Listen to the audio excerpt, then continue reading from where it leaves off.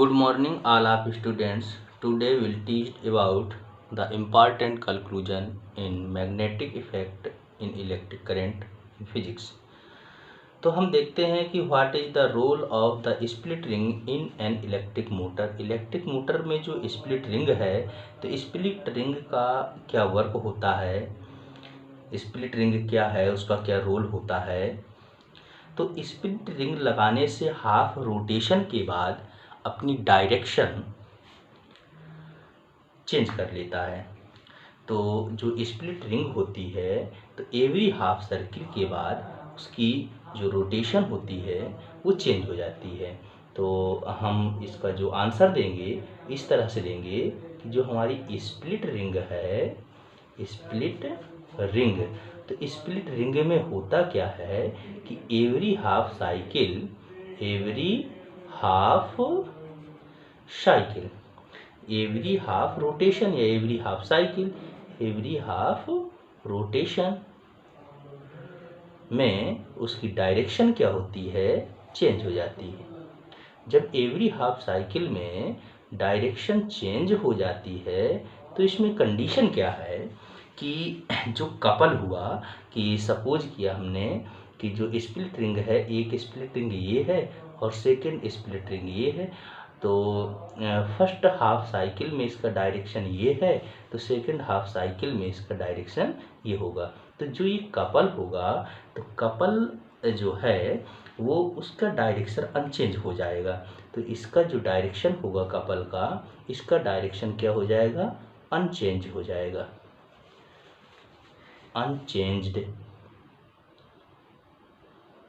तो जब इसका डायरेक्शन अनचेंज्ड हो जाएगा, तो हम देखते हैं कि the coil will rotate in same direction.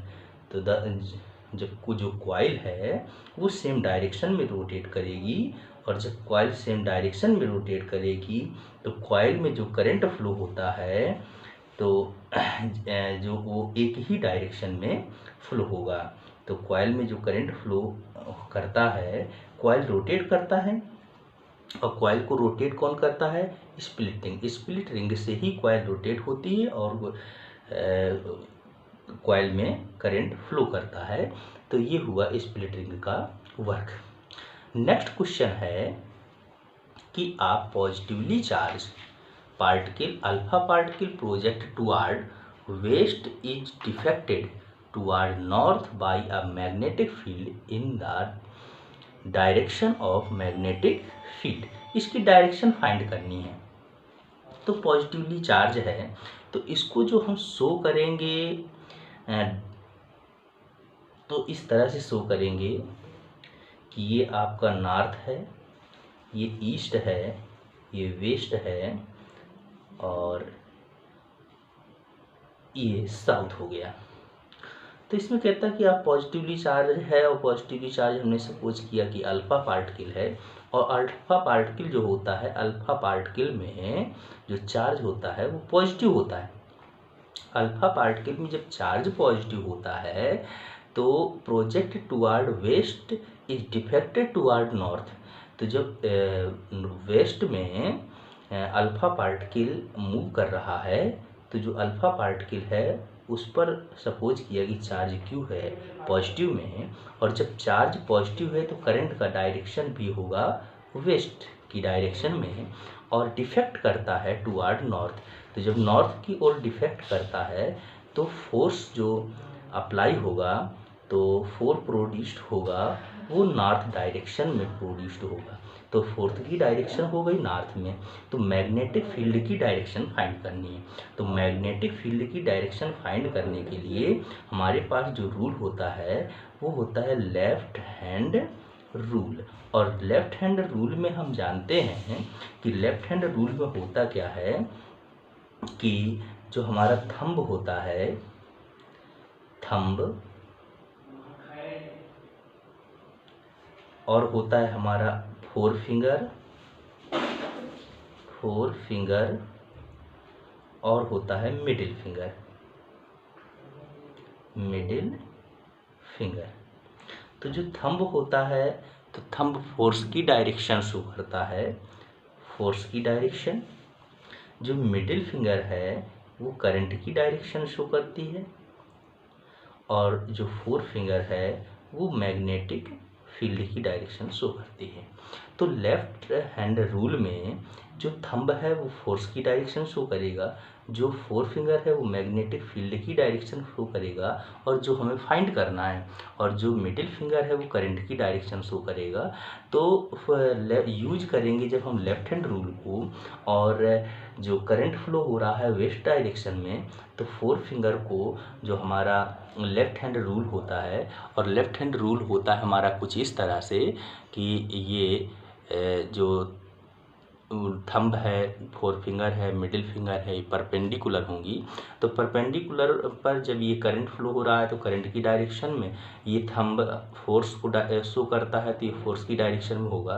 तो ये जो होगा ये अपवर्ड डायरेक्शन में होगा। तो जब ये अपवर्ड डायरेक्शन में होगा, तो जब ये अपवर्ड डायरेक्शन में होगा तो जो हमारी इसकी डायरेक्शन आ जाएगी मैग्नेटिक फील्ड की, तो अपवर्ड डायरेक्शन को हम शो करते हैं इस तरह से। तो जो इसकी डायरेक्शन हो जाएगी वो हो जाएगी अपवर्ड डायरेक्शन, अपवर्ड डायरेक्शन।